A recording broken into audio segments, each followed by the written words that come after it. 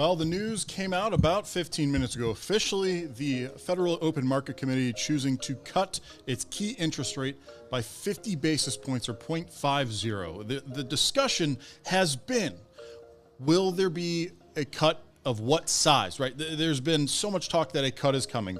Even Jerome Powell himself stating at their the Regional Federal Reserve Bank event in Jackson Hole that it was time for policy to adjust. That, in other words, meant a rate cut. But by how much? A lot of the discussion was 25 basis points or 0.25%. And yet there were also some bets being made, and I think the majority of the market writ large was looking at a 50 basis points or 0.5%, because there has been some criticism towards the Fed, the FOMC specifically, that they have not cut interest rates quickly enough. And this concern has been growing that the battle against inflation is done. But now the high interest rate is causing weakness in the job market. And some of the most recent data showing that. So this is, it's both unexpected and expected, right? It's always been in this whole discussion. We'll just have to wait and see. What will they end up doing? And here we are. They have cut it by 50 basis points. So now, in about 12 minutes, we'll have Jerome Powell come out to the podium, as he does every time after these FOMC meetings, and explain that reasoning. He will begin with prepared remarks, at which point he will then go into Q&A. This whole thing goes on for about an hour. And the Q&A is always very interesting. Those reporters in the room, they're reporters in the room. This is what they cover, is the economy and finances and the Federal Reserve, and ask these questions to Jerome Powell. And in the past, I do this live stream almost every time because I myself am interested in this stuff. And in the past, the questions they ask are very pointed. Jerome Powell does not shy away from answering them. And a lot of them are future looking.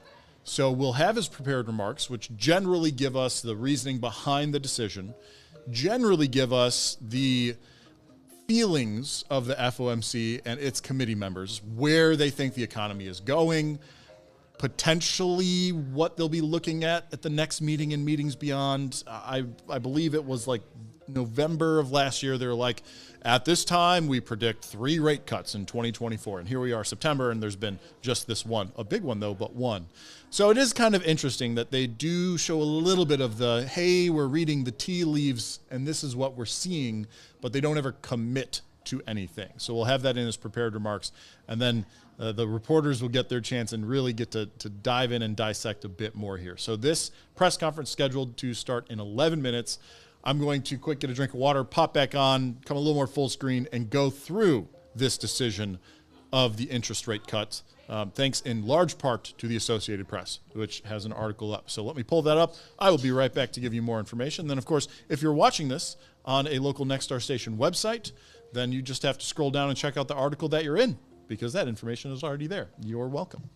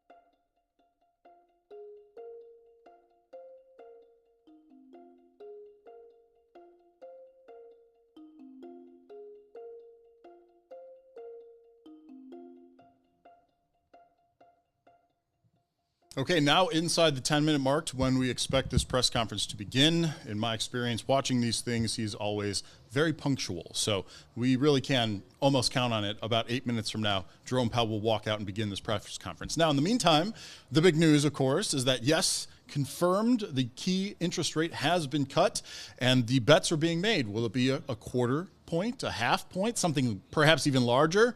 That would be really unheard of, but the result was a half point, 50 basis points, the Federal Reserve cutting its benchmark interest rate. So let me go ahead and catch all of us up on some of that information. Today, the Federal Reserve cut its benchmark interest rate by an unusually large half point. This is an Associated Press article that I'm reading. A dramatic shift after more than 2 years of high rates helped to tame inflation, but that also made borrowing painfully expensive for American consumers. The rate cut, the Fed's first in more than 4 years, reflects its new focus on bolstering the job market, which has shown clear signs of slowing. Coming just weeks before the presidential election, the Fed's move also has the potential to scramble the economic landscape just as Americans prepare to vote. I will say, on a side note, this has actually come up a bunch of times within these specific press conferences, because the reporters who are certainly in tune with the broader goings-on of America have continually asked that question, and I can almost guarantee we're going to hear it again today.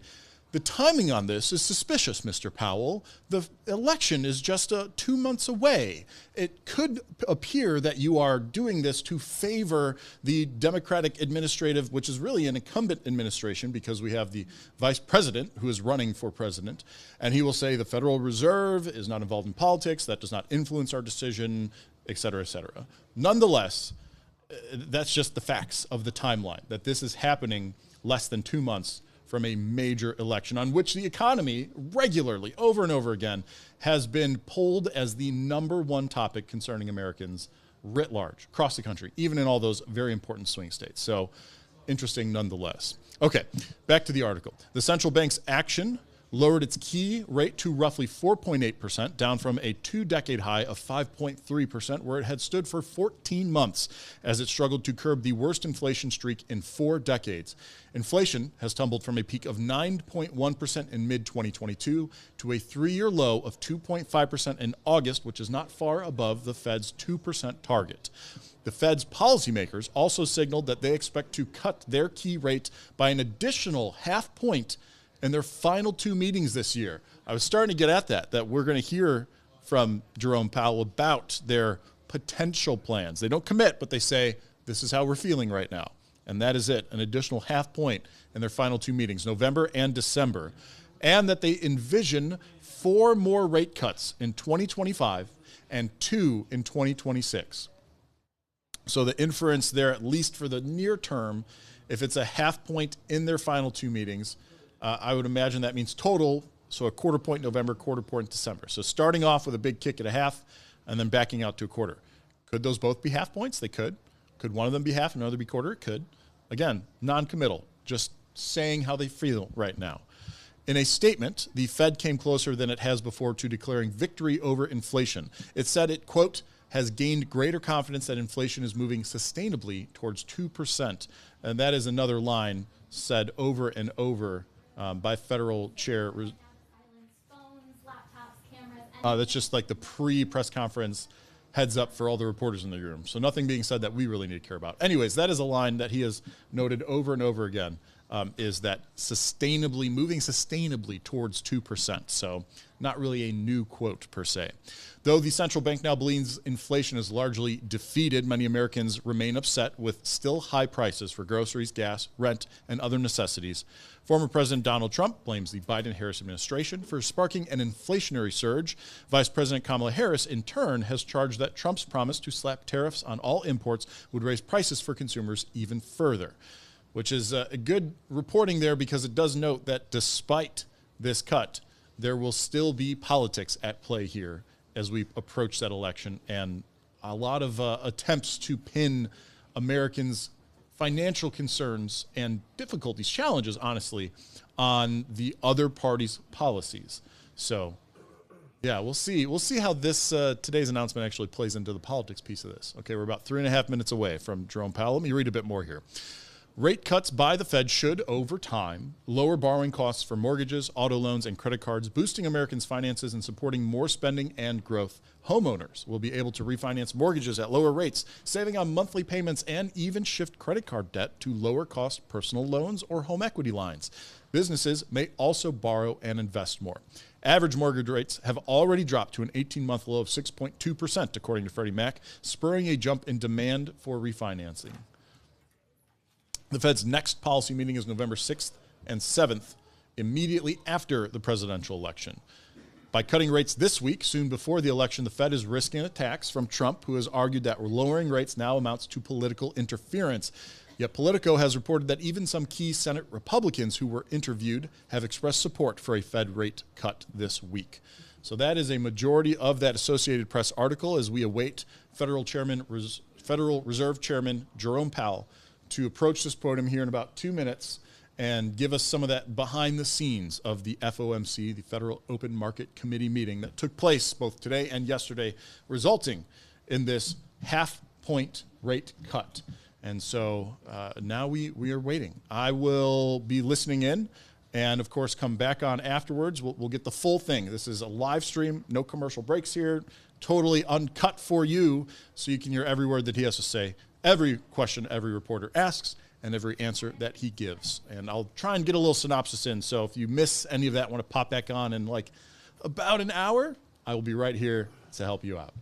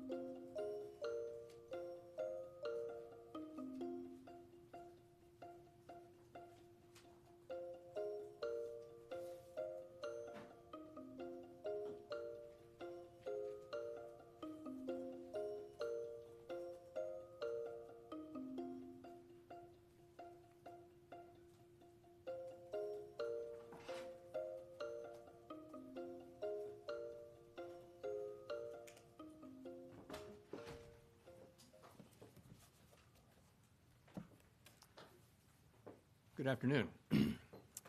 My colleagues and I remain squarely focused on achieving our dual mandate goals of maximum employment and stable prices for the benefit of the American people. Our economy is strong overall and has made significant progress toward our goals over the past 2 years. The labor market has cooled from its formerly overheated state. Inflation has eased substantially from a peak of 7% to an estimated 2.2% as of August. We're committed to maintaining our economy's strength by supporting maximum employment and returning inflation to our 2% goal. Today, the Federal Open Market Committee decided to reduce the degree of policy restraint by lowering our policy interest rate by a 0.5 percentage point. This decision reflects our growing confidence that with an appropriate recalibration of our policy stance, strength in the labor market can be maintained in a context of moderate growth and inflation moving sustainably down to 2%. We also decided to continue to reduce our securities holdings. I will have more to say about monetary policy after briefly reviewing economic developments. Recent indicators suggest that economic activity has continued to expand at a solid pace. GDP rose at an annual rate of 2.2% in the first half of the year, and available data point to a roughly similar pace of growth this quarter. Growth of consumer spending has remained resilient, and investment in equipment and intangibles has picked up from its anemic pace last year. In the housing sector, investment fell back in the second quarter after rising strongly in the first. Improving supply conditions have supported resilient demand and the strong performance of the U.S. economy over the past year. In our summary of economic projections, committee participants generally expect GDP growth to remain solid, with a median projection of 2% over the next few years. In the labor market, conditions have continued to cool. Payroll job gains averaged 116,000 per month over the past 3 months, a notable step down from the pace seen earlier in the year. The unemployment rate has moved up but remains low at 4.2%. Nominal wage growth has eased over the past year, and the jobs-to-workers gap has narrowed. Overall, a broad set of indicators suggest that conditions in the labor market are now less tight than just before the pandemic in 2019. The labor market is not a source of elevated inflationary pressures. The median projection for the unemployment rate in the SEP is 4.4% at the end of this year, 0.4 higher than projected in June. Inflation has eased notably over the past 2 years, but remains above our longer-run goal of 2%. Estimates based on the Consumer Price Index and other data indicate that total PCE prices rose 2.2% over the 12 months ending in August, and that excluding the volatile food and energy categories, core PCE prices rose 2.7%. Longer-term inflation expectations appear to remain well anchored, as reflected in a broad range of surveys of households, businesses, and forecasters, as well as measures from financial markets. The median projection in the SEP for total PCE inflation is 2.3% this year and 2.1% next year, somewhat lower than projected in June. Thereafter, the median projection is 2%. Our monetary policy actions are guided by our dual mandate to promote maximum employment and stable prices for the American people. For much of the past 3 years, inflation ran well above our 2% goal, and labor market conditions were extremely tight.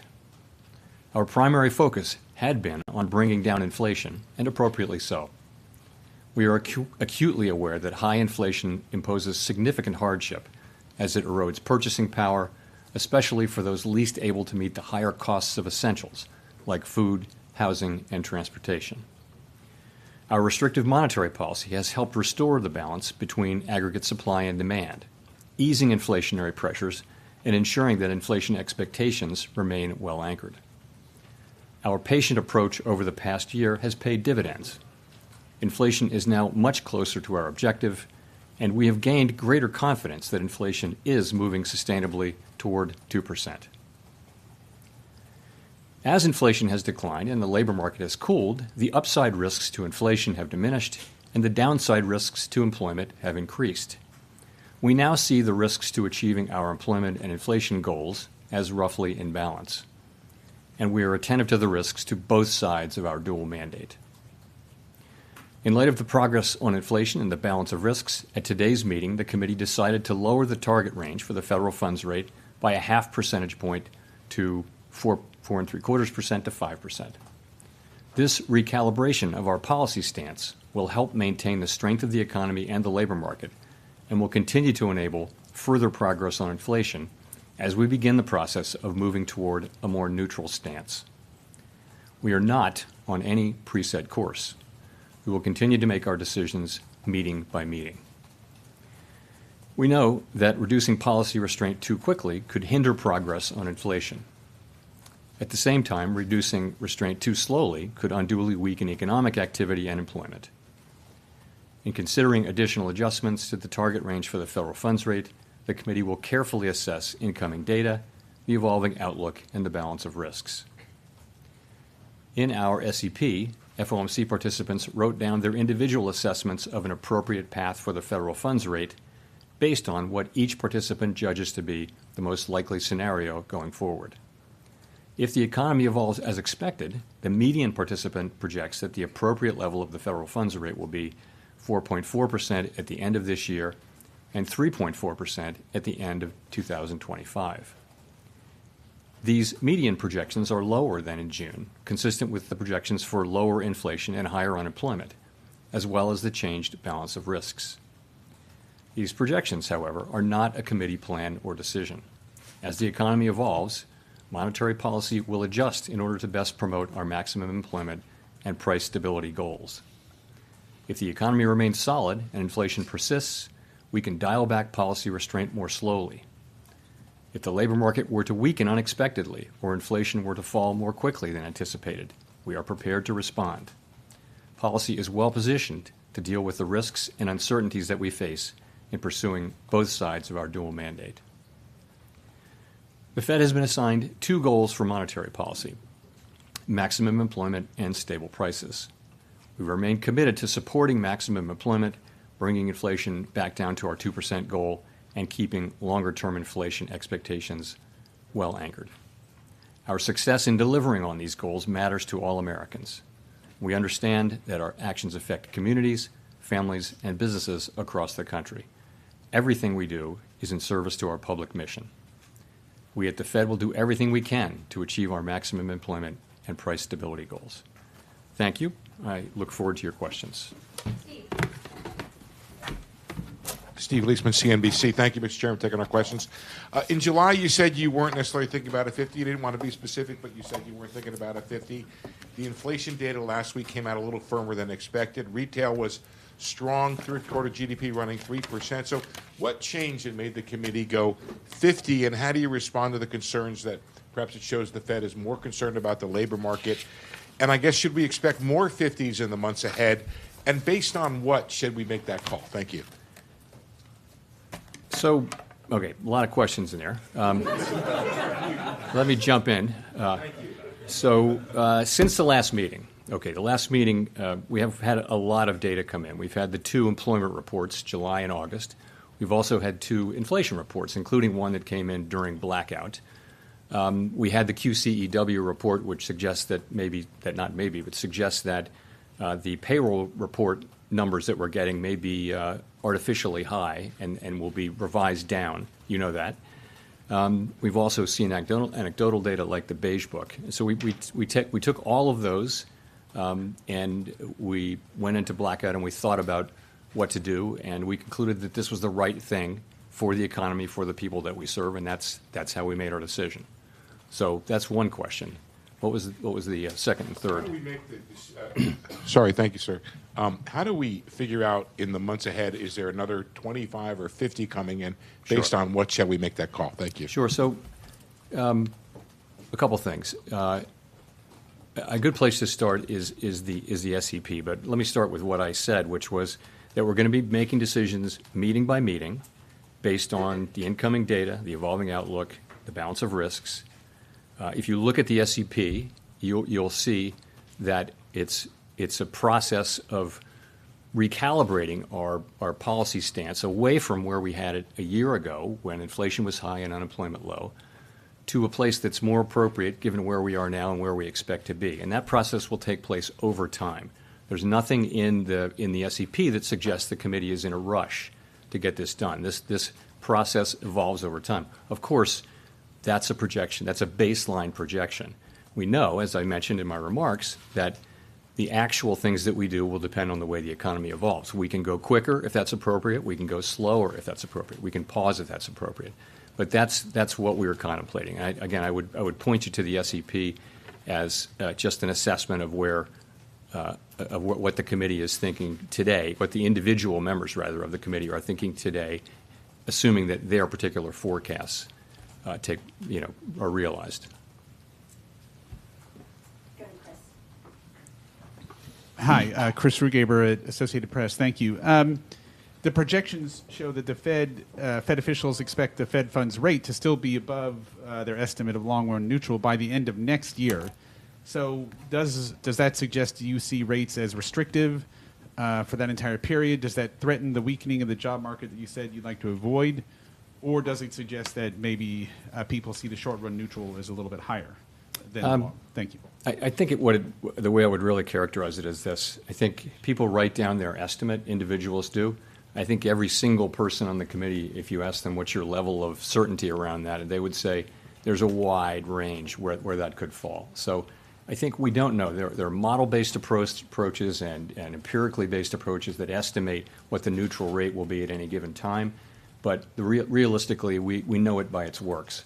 So that leaves us in a place where we expect, in the base case, to be continuing to remove restriction, and we'll be looking at the way the economy reacts to that, and that'll be guiding us in our thinking about the question that we're asking at every meeting, which is our policy stance the appropriate one?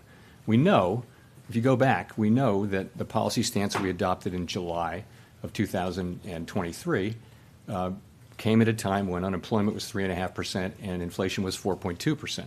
Today, unemployment is up to 4.2%, inflation's down to a few tenths above 2.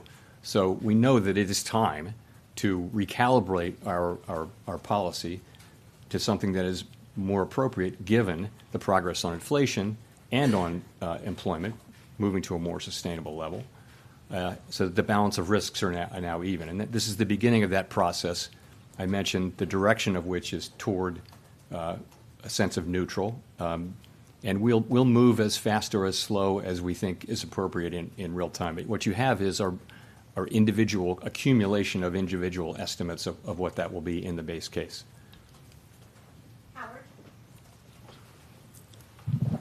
Howard Schneider with Reuters. How close was this in terms of the decision? You do have the first dissent by a governor since 2005, I think. Was the weight clearly in favor of a 50, or was this a very close decision? I think we had a good discussion. If you go back, I talked about this at Jackson Hole, but I didn't address the question of the size of the cut, left it open, and I think we left it open going into blackout. And so there was a lot of discussion back and forth, good diversity of division, excellent discussion today. I think there was also broad support for the decision that the committee voted on. So I would add, though, look at the SEP. All 19 of the participants wrote down multiple cuts this year, all 19. That's a big change from June, right? 7 of them wrote down 3 or more, 17 of the 19 wrote down 3 or more cuts, and 10 of the 19 wrote down 4 or more cuts. So, there is a dissent, and there's a range of views, but there's actually a lot of common ground as well. Follow up to that, now that this is in the books, can you give us some guidance as sort of follow up to Steve on the pacing here? Would you expect this to be running every other meeting once we get into next year? Yeah, we're going to take it meeting by meeting. As I mentioned, there's no sense that the committee feels it's in a rush to do this. We made a good, strong start to this, and that's really, frankly, a sign of our confidence that inflation is coming down toward 2% on a sustainable basis. That gives us the ability. We can, make a good, strong start, but and I'm very pleased that we did. To me, the logic of this, both from an economic standpoint and also from a risk management standpoint, was clear. But I think we're going to go carefully, meeting by meeting, and make our decisions as we go. Gina. Hi, Chair Powell. Gina Smilik of the New York Times. Thanks for taking our questions. You and your colleagues in your economic projections today see the unemployment rate climbing to 4.4% and staying there. Obviously, historically, when the unemployment rate climbs that much over a relatively short period of time, it doesn't typically just stop. It continues increasing. And so I wonder if you can walk us through why you see the labor market stabilizing, sort of what's the mechanism there, and what do you see as the risks? So, again, the labor market is actually in solid condition. And our intention with our policy move today is to keep it there. You can say that about the whole economy. The U.S. economy is in good shape. It's growing at a solid pace. Inflation is coming down. The labor market is in a strong pace. We want to keep it there. That's what we're doing. Sorry, Nick.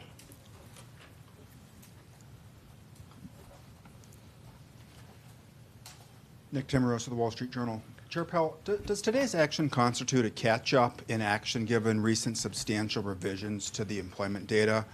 Or is this larger than typical rate cut a function of the elevated nominal level of the policy rate such that an accelerated cadence could be expected to continue?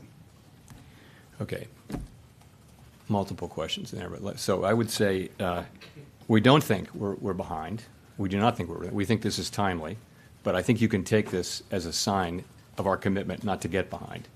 So it's a strong move. Sorry, your other question was? Well, is this about what happened in the employment data between this meeting and the last meeting, or is this about the level of the funds rate, the high nominal level of the funds rate relative to what might be expected if you're trying to maintain equilibrium? So I think it's about, we come into this with a policy position that was put in place, as you know, I mentioned in July of 2023, which was a time of high inflation and very low unemployment. We've been very patient about reducing the policy rate. We've waited. Other central banks around the world have cut, many of them several times. We've waited, and I think that patience has really paid dividends in the form of our confidence that inflation is moving sustainably down to 2%. So I think that is what enables us to take this strong move today. I do not think that anyone should look at this and say, oh, this is the new pace. You have to think about it in terms of the base case. Of course, what happens will happen. So in the base case, what you see is, look at the SEP. You see cuts moving along. The sense of this is we're recalibrating policy down over time to a more neutral level, and we're moving at the pace that we think is appropriate given developments in the economy in the base case. The economy can develop in a way that would cause us to go faster or slower, but that's what the base case says. And if I could follow up on the balance sheet. In 2019, when you did the mid-cycle adjustment, you ceased the balance sheet runoff. With a larger cut today, should there be any signal inferred about how the committee would approach end state on the balance sheet policy? So in the current situation, reserves have really been stable. They haven't come down. So reserves are still abundant and expected to remain so for some time. As you know, the shrinkage in our balance sheet has really come out of the overnight RRP. So I think what that tells you is we're not thinking about stopping runoff because of this at all. We know that these two things can happen side by side. In a sense, they're both a form of normalization. And so for a time, you can have the balance sheet shrinking but also be cutting rates. Thank you. Colby Smith with the Financial Times. Just following up on Gina's question on rising unemployment, is it your view that this is just a function of a normalizing labor market amid improved supply, or is there anything to suggest that something more concerning perhaps is taking place here, given that other metrics of labor demand have softened too? And I guess in direct follow-up to Gina is, why should we not expect a further deterioration in labor market conditions if policy is still restrictive? So I think what we're seeing is clearly labor market conditions have cooled off by any measure, as I talked about in Jackson Hole. And but they're still at a level. The level of those conditions is actually pretty close to what I would call maximum employment. So you're close to mandate, maybe at mandate on that. So what's driving it? Clearly, payroll job creation has moved down over the last few months, and this bears watching. Meant by many other measures, the labor market has returned to or below 2019 levels, which was a very good, strong labor market, but this is more sort of 2018-17. So the labor market bears close watching, and we'll be giving it that. But ultimately, we believe, with an appropriate recalibration of our policy, that we can continue to see the economy growing, and that will support the labor market. In the meantime, if you look at the growth in economic activity data, the retail sales data that we just got, second quarter GDP, all of this indicates an economy that is still growing at a solid pace. So that should also support the labor market over time. So, but again, it bears watching, and we're watching. And just on the point about starting to see rising layoffs, if that were to happen, wouldn't the committee already be too late in terms of avoiding a recession? So our plan, of course, has been to begin to recalibrate. And as you know, we're not seeing rising claims. We're not seeing rising layoffs. We're not seeing that, and we're not hearing that from companies that that's something that's getting ready to happen. So we're not waiting for that, because there is thinking that the time to support the labor market is when is when it's strong and not when you begin to see the layoffs. There's some lore on that. So that's the situation we're in. We have, in fact, begun the cutting cycle now, and we'll be watching, and that'll be one of the factors that we consider. Of course, we're going to look at the totality of the data as we make these decisions meeting by meeting. Michael McKee with Bloomberg TV and Radio. To follow up on that, what would constitute for you and the committee a deterioration in the labor market? You're pricing in basically by the end of next year 200 basis points of cuts just to maintain a higher unemployment rate. Would you be moving to a more preemptive monetary policy style rather than, as you did with inflation, waiting until the data gave you a signal? No, we're going to be watching all of the data, right? So if, as I mentioned in my remarks, if the labor market were to slow unexpectedly, then we have the ability to react to that by cutting faster. We're also going to be looking at our other mandate, though. We have greater confidence now that inflation is moving down to 2%, but at the same time, our plan is that we will be at 2%, over time. So, and policy we think is still restrictive, so that should still be happening. I'm just curious as to how sensitive you'll be to the labor market, since you forecast we are going to see higher unemployment and it is going to take a significant amount of monetary easing to just maintain it. So, what I would say is we don't think we need to see further loosening in labor market conditions to get inflation down to 2%. But we have a dual mandate, and I think you can take this whole action as take a step back. What have we been trying to achieve? We're trying to achieve a situation where we restore price stability without the kind of painful increase in unemployment that has come sometimes with disinflation. That's what we're trying to do. And I think you can take today's action as a sign of our strong commitment to achieve that goal.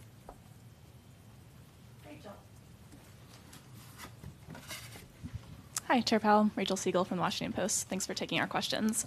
You're describing this view that you don't think you're behind when it comes to the job market. Can you walk us through the specific data points that you found to be most helpful in the discussions at this meeting? You've mentioned a couple, but would you be able to walk us through what that dashboard told you as far as what you know about the job market now? Sure. So we'll start with unemployment, which is the single most important one probably. You're at 4.2%. That's, I know that's higher than we were used to seeing numbers in the mid and even below mid threes last year. But if you look back over the sweep of the years, that's a very healthy unemployment rate. And anything in the low fours is a good labor market. So that's one thing. Participation is at high levels. It's, we're right adjusted for demographics, for aging. Participation's at pretty high levels. That's a good thing. Wages are still a bit above what would be their wage increases, rather, are still just a bit above where they would be over the very longer term to be consistent with 2% inflation, but they're very much coming down to what that sustainable level is, so we feel good about that. Vacancies over, per unemployed is back to what is still a very strong level. It's not as high as it was. That number reached 2 to 1, 2 vacancies for every unemployed person as measured. It's now around 1, but that's still a very good number, I would say. Quits have come back down to normal levels. I mean, I could go on and on. There are many, many employment indicators. What do they say? They say this is still a solid labor market. The question isn't the level. The question is that there has been change, particularly over the last few months. And so what we say is, as the risks, the upside risks to inflation have really come down, the downside risks to employment have increased. And because we have been patient and held our fire on cutting while inflation has come down, I think we're now in a very good position to manage the risks to both of our goals. And what do you expect to learn between now and November that will help inform the scale of the cut at the next meeting? More data, the usual. Don't look for anything else. We'll see another labor report. We'll see another jobs report. I think we get a second jobs report on the day of the meeting, I think. Or no, on the Friday before the meeting. And inflation data. We'll get all this data. We'll be watching. It's always a question of look at the incoming data and ask what are the implications of that data for the evolving outlook and the balance of risks, and then go through our process and think, what's the right thing to do? Is policy where we want it to be to foster the achievement of our goals over time? So that's what it is, and that's what we'll be doing. Thanks.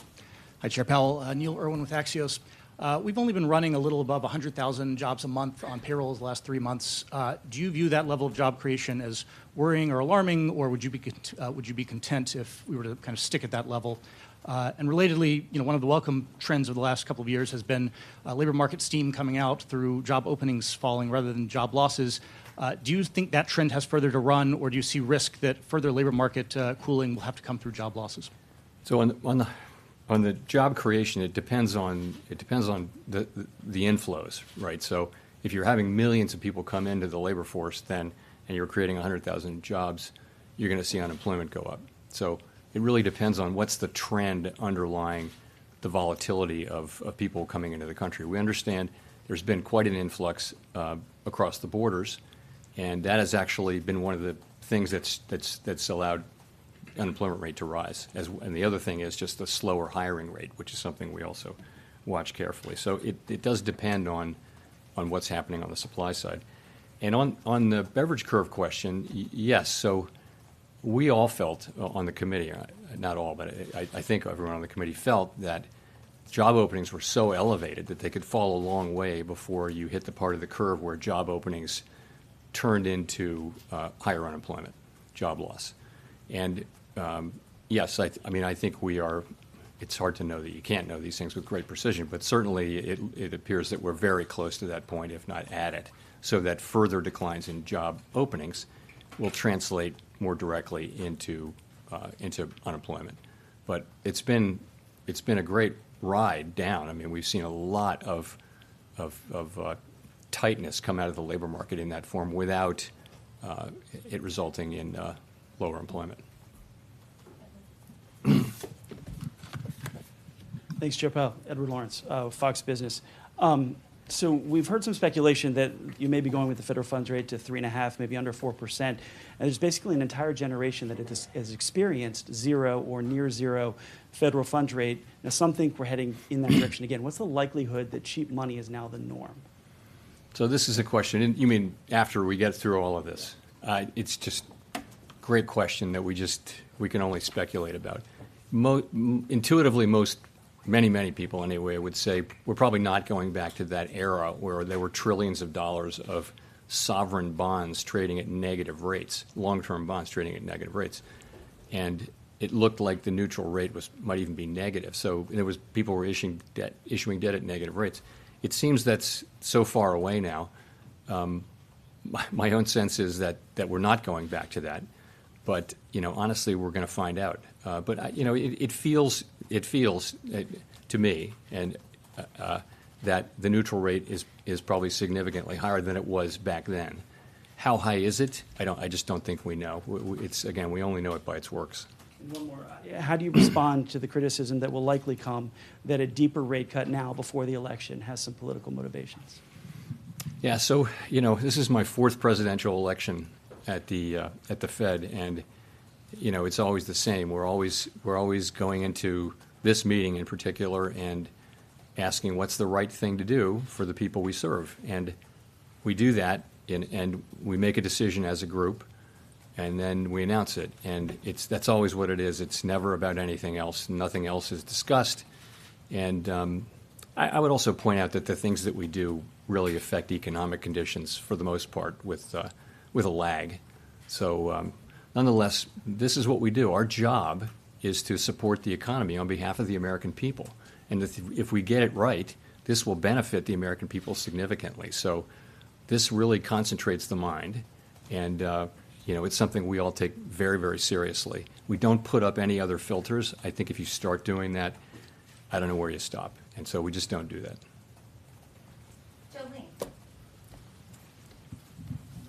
Thank you, Chair Powell. I'm Jolene Kent with CBS News. My first question is, So very simply, what message are you trying to send American consumers, the American people, with this unusually large rate cut? I would just say that, the U.S. economy is in a good place, and our decision today is designed to keep it there. More specifically, the economy is growing at a solid pace. Inflation is coming down closer to our 2% objective over time.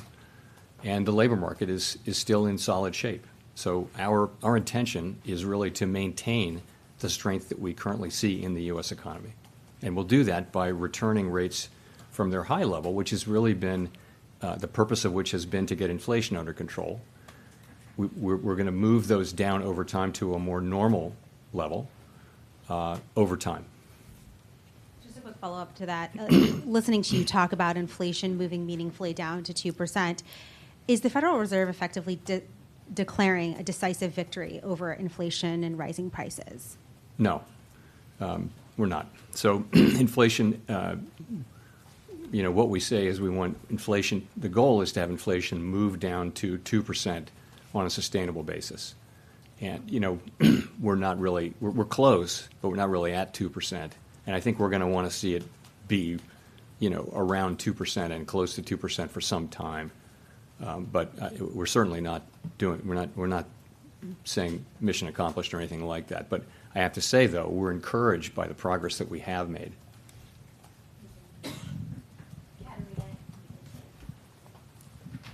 Hi, Katerina Saraiva with Bloomberg News. I just would love to know kind of how the committee is thinking about the persistence we've seen in housing inflation. Do you think you can return to 2% with housing inflation where it is? Yeah. So housing inflation is the one piece that is kind of dragging a bit, if I can say. We know that market rents are doing what we would want them to do, which is to be moving up at relatively low levels. But they're not rolling over. The leases that are rolling over are not coming down as much, and OER is coming in high. So, it's been slower than we expected. I think we now understand that it's going to take some time for those lower market rents to get into this. But, the direction of travel is clear, and as long as market rents remain, relatively low inflation, over time that will show up. Just the time it's taking now, several years rather than just one or two cycles of annual lease renewals. So I think we understand that now, but I don't think the outcome is in doubt. Again, as long as market rents remain under control, the outcome is not in doubt. So I would say it's the rest of the portfolio, or of the elements that go into core PCE inflation have behaved pretty well. They all have some volatility. We will get down to 2% inflation, I believe, and I believe that ultimately we'll get what we need to get out of the housing services piece too. Some of your colleagues have expressed concern that with starting to cut rates, you could reignite demand in housing and see prices go up even more. What's the likelihood of that, and how would you react to that?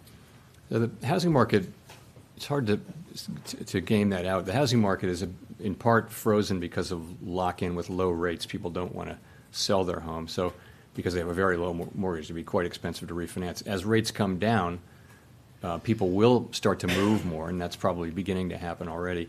But remember, when that happens, you've got a seller, but you've also got a new buyer in many cases. So it's not obvious how much additional demand that would make. I mean, the real issue with housing is that we have had and are on track to continue to have not enough housing. And so it's going to be challenging. It's hard to zone lots that are in places where people want to live. It's all of the aspects of housing are more and more difficult. And where are we going to get the supply? And this is not something that the Fed can really fix. But I think as we normalize rates, you'll see the housing market normalize. And I mean, ultimately, by getting inflation broadly down and getting those rates normalized and getting the housing cycle normalized, that's the best thing we can do for householders. And then the supply question will have to be dealt with by the market and also by government. Victoria. Hi, Victoria Guida with Politico. Just following up on some of the labor market talk earlier, you know, monetary policy operates with long and variable lags, and I'm wondering how much you see being able to keep the unemployment rate from raising too much comes from the fact that you're starting to act now, and that's going to give people more room to run versus just the labor market is strong. And then also, if I could, following up on Nick's question, do you see today's 50 basis point move as partially a response to the fact that you didn't cut in July, and that sort of gets you to the same place? So you're right about lags, but I would just point to the overall economy. You have an economy that is growing at a solid pace. If you look at forecasters or talk to companies, they'll say that they think 2025 should be a good year too. So there's no sense that the U.S. economy is basically fine. If you talk to market participants, I mean, you know, business people who are actually out there doing business. So I think, you know, I think our move is timely. I do, and as I said, you can see our 50 basis point move as a commitment to make sure that we don't fall behind.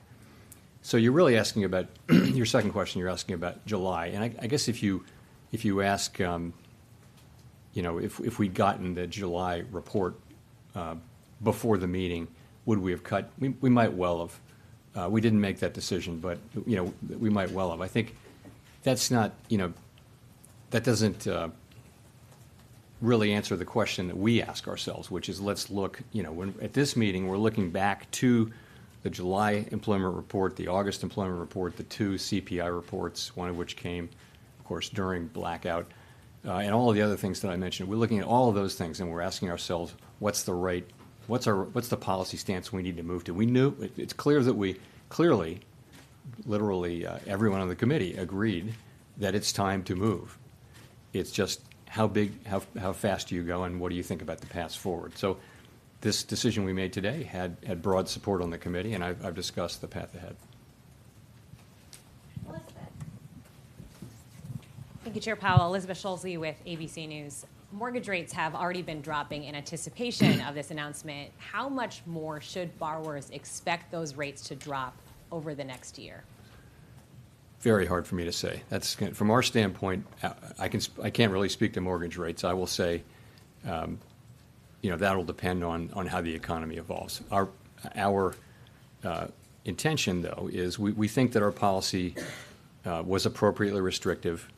We think that it's time to begin the process of recalibrating it to a level that's more neutral rather than restrictive. We expect that process to take some time.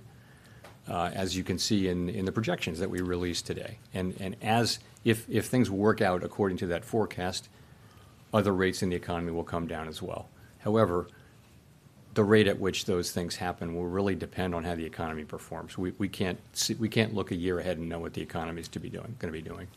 What's your message to households who are frustrated that home prices have still stayed so high as rates have been high? What do you say to those households? Well, what I can say to the public is that we had a burst of inflation. Many other countries around the world had a similar burst of inflation, and when that happens, part of the answer is that we raise interest rates in order to cool the economy off, in order to reduce inflationary pressures. It's not something that people experience as pleasant. But at the end, what you get is low inflation restored, price stability restored. And a good definition of price stability is that people in their daily decisions, they're not thinking about inflation anymore. That's where everyone wants to be, is back to what's inflation. You know, we just keep it low, keep it stable. We're restoring that. So what we're going through now really it restores, it will benefit people over a long period of time. Price stability benefits everybody over a long period of time just by virtue of the fact that they don't have to deal with inflation. So that's what's been going on, and I think we've made real progress. We don't tell people how to think about the economy, of course, and of course people are experiencing high prices as opposed to high inflation, and we understand that's painful.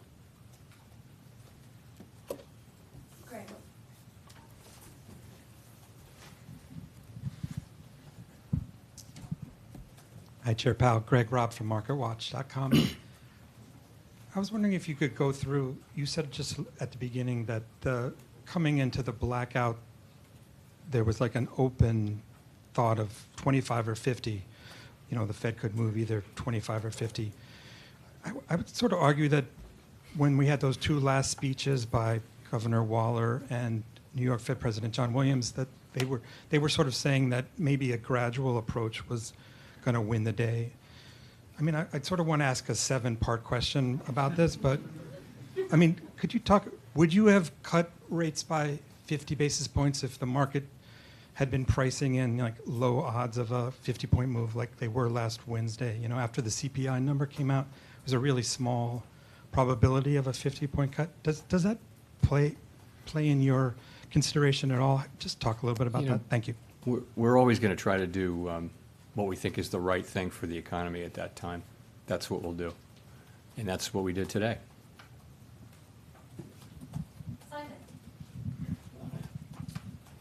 Thank you, Chair Powell. Simon Rabinovich with The Economist. You've mentioned how closely you're watching the labor market, but you also noted that payroll numbers have been a little bit less reliable lately because of the big downward revisions. Does that put your focus overwhelmingly on the unemployment rate? And given the SEP projection of 4.4 basically being the peak in the cycle, would going above that be the kind of thing that would trigger another 50 basis point cut? So we will continue to look at that broad array of labor market data, including the payroll numbers. We're not discarding those. I mean, we'll certainly look at those, but we will mentally tend to adjust them based on the QCEW adjustment, which you referred to. There isn't a bright line. It will be, the unemployment rate's very important, of course, but there isn't a single statistic or a single bright line over which that might move that would dictate one thing or another. We'll look at each meeting, we'll look at all the data on inflation, economic activity, and the labor market, and we'll make decisions about is our policy stance where it needs to be to foster over the medium term our mandate goals. Yeah, so I can't say we have a bright line in mind.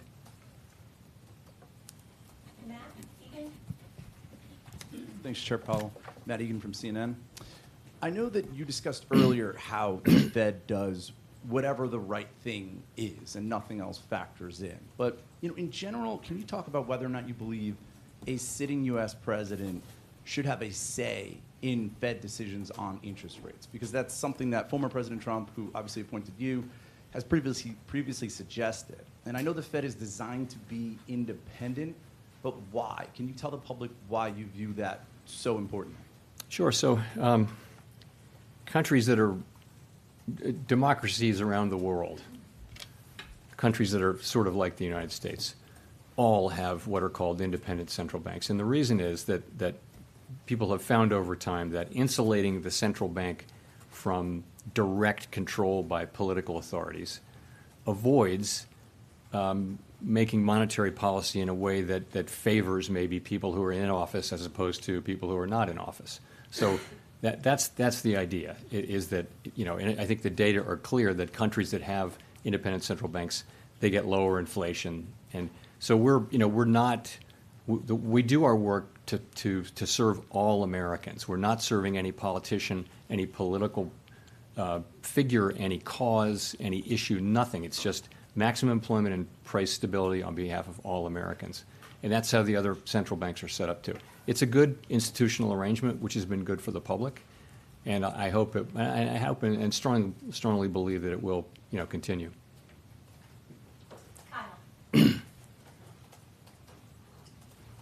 Kyle Campbell for American Banker. Thanks for taking the questions, Chair Powell. A couple regulatory developments in the past week that I want to ask you about.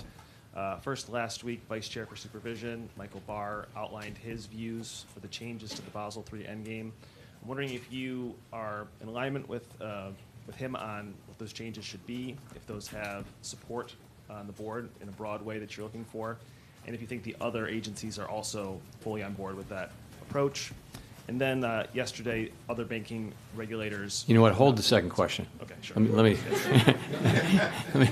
We'll give you the second question. So the answer to your question is that, yes, those changes were negotiated between the agencies with my support and with my involvement, with the idea that we were going to repropose the changes that Vice Chair Barr talked about, and then take comment on them. So yes, that is, that's happening with my support. And is there a date for that? It's not a final proposal, though. You understand? We're putting them out for comment. We're going to take comment and make appropriate changes. We don't have a calendar date for that. And as for the other agencies, the idea is that we're all moving together. We're not moving separately. So that I don't know exactly where that is, but the idea is that we will move as a group to put this again out for comment, and then it'll come. The comments will come back 60 days later, and we'll dive into them, and we'll try to bring this to a conclusion sometime in the first half of next year. Right. And then yesterday there were merger reform finalizations from the other bank regulators. What does the Fed have to do to align itself on merger? I would bounce that question to Vice Chair Barr. It's a good question, but I don't have that today. Thanks. Jennifer for the last question. Thank you, Chair Powell. Jennifer Schonberger with Yahoo Finance. You said earlier that the decision today reflects with appropriate recalibration strength in the labor market that can be maintained in the context of moderate growth. Even though the policy statement says you view the risks to inflation and job growth as roughly balanced. Given what you've said, though, today, I'm curious, are you more worried about the job market and growth than inflation? Are they not roughly balanced? No, I think, and we think they are now roughly balanced. So if you go back for a long time, the risks were on inflation. We had a historically tight labor market, historically tight. There was a severe labor shortage, so very hot labor market, and we had inflation way above target. So, that said to us, concentrate on inflation, and we did for a while, and we kept at that. The stance that we put in place 14 months ago was a stance that was focused on bringing down inflation. Part of bringing down inflation, though, is cooling off the economy and a little bit cooling off the labor market. You now have a cooler labor market in part because of our activities. So what that tells you is it's time to change our stance. So we did that. The sense of the change in the stance is that we're recalibrating our policy over time to a stance that will be more neutral. And today I think we made a good, strong start on that. I think it was the right decision, and I think it should send a signal that that we're committed to coming up with a good outcome here. Is the economy more vulnerable to a shock now that could tip it into recession? I don't think so. I don't. As I look, well, let me look at it this way. I don't see anything in the economy right now that suggests that the likelihood of a downturn is elevated. Okay, I don't see that. You see growth at a solid rate. You see inflation coming down, and you see a labor market that's still at very solid levels. So I don't really see that. No, thank you. And that wraps up the press conference from Federal Reserve Chairman Jerome Powell. We see exiting the stage at this point. Again, the big news here that the Federal Open Market Committee has decided to cut its key interest rate by 0.5%.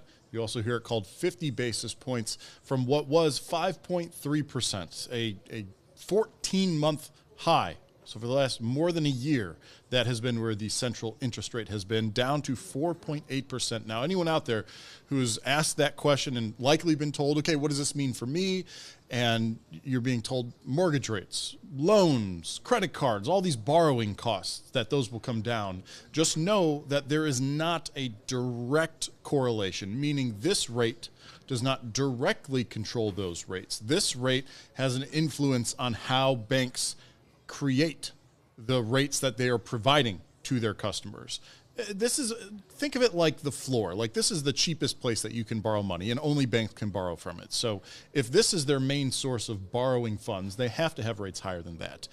But they also have to be competitive with each other. So some rates have been coming down already in anticipation of this cut, because banks know that they will be more competitive with their rates, and they're trying to capture those applicants, those borrowers first. That's why we have seen mortgage rates coming down to this point. We will probably continue to see mortgage rates come down as this actual cut begins to work its way into the economy. One of the things that Jerome Powell noted is that any action they take at the Fed does have a lag.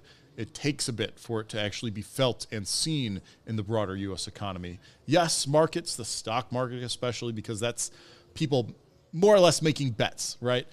They react to expectations, but there's still some impact to come from the actual cut taking place. How long will it take to see what kind of rate cut this results in for credit cards and auto loans and home loans and equity lines of credit and all of those borrowing money things? Hard to say. That comes back. We actually had a reporter even ask that, asking about housing rates. And he deflected that and said, well, I'm not the one to answer that question. That is a market question.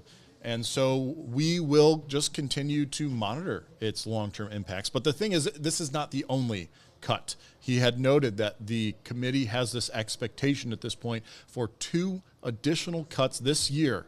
They only have 2 more meetings. So their next 2 meetings, they expect to have a 1/4 point rate cut. It's not a guarantee.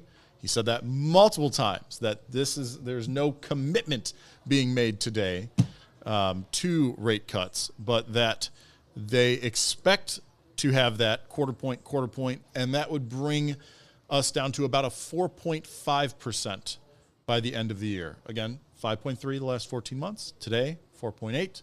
So another roughly half point is roughly 4.5, 4.4. in that area. It's not precise. It's actually a range if you look it up, but let's not get into those details. So we have more cuts in the very near future that are expected. And then 2025, that same committee report that polled all of those committee members, the average expectation was 4 additional cuts next year, with that key interest rate being down to 3.4% at the end of 2025. There's something called the neutral rate, which is this moving target, essentially that when the rate's at this percent, inflation is like locked in at 2%. Like that is the gold. That is the goal. And it fluctuates.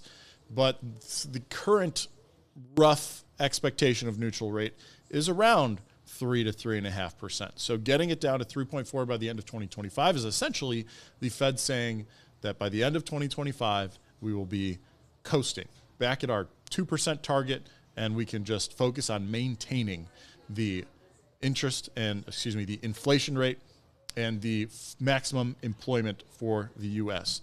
Speaking of employment, this is the first press conference after a committee meeting that really pivoted and started to focus in on the labor market for the U.S. It's been brought up in the past because that's an element of the decision that went into the interest rate cut. But it really focused on inflation in the past. So today there were questions asked about the unemployment rate, that the committee sees it as still having some more room to climb. And is that a concern? And Jerome Powell saying, if you look historically, that 4.4%, which is where they expected to climb to, it's at I think 4.2 right now, is actually still very good. That they have seen in their data tightness come out of the labor market, that it's not a quest to try and find employees for many employers at this point. And so even at a 4.4%, knowing that tightness has come out, that they still see great numbers on that regard. So they're not looking at it as a big negative, like, oh my goodness, we need to change things drastically, drop the rate drastically because that unemployment rate has yet to rise a bit more. Let's see. So we talked about the cut, the expectations of the cut, the labor market. He got a question about July and should they have cut then. He did note that if they had gotten what information they received after that meeting before, maybe they would have, but it's hard to say. And they still felt collectively as a committee that the cut today was timely, that by doing a half point cut or a half percentage point cut, it showed that they were in a good spot, that their patience had paid dividends, is what he had said, and that by making it 50 basis points instead of 25, they were trying to prevent themselves from, quote, getting behind and reducing rates to have a soft landing. We're still sort of talking about the soft landing, though at this point, they haven't quite declared a victory yet, but it sure seems like the things are shaping up to be that way. And so by not cutting prior to this point, they had some dividends paid on fighting inflation, and by making it the 50 basis points, they will keep themselves from falling behind in this now plan to slowly reduce rates. He had noted that right now they're changing to a recalibration of policy to aim for a more neutral level. So that is why we have these projected cuts in November, December, 4 more throughout 2025 as they continue to reduce that key interest rate and allow borrowing to be a little more affordable.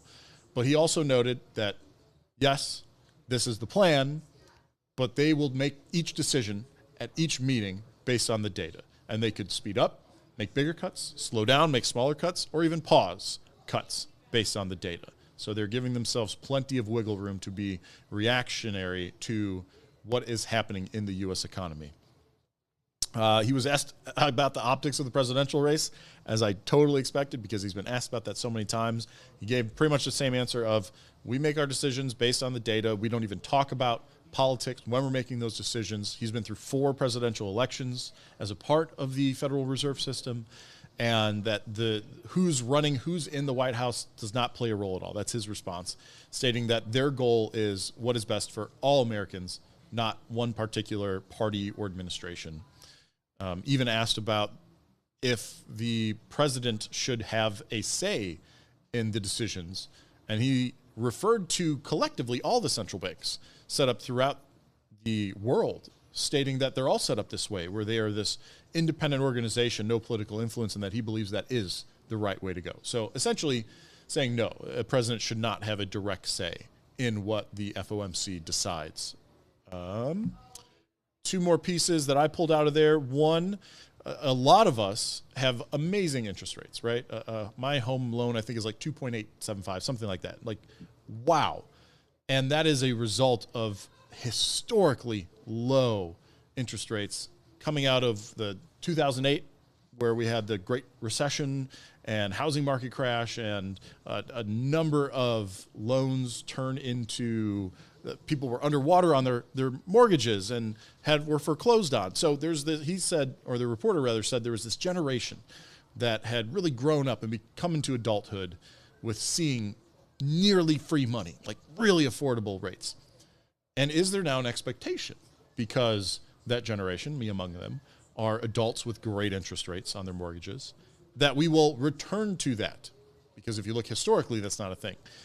He noted that his sense on that key rate is we are not going to go back to a near zero key interest rate.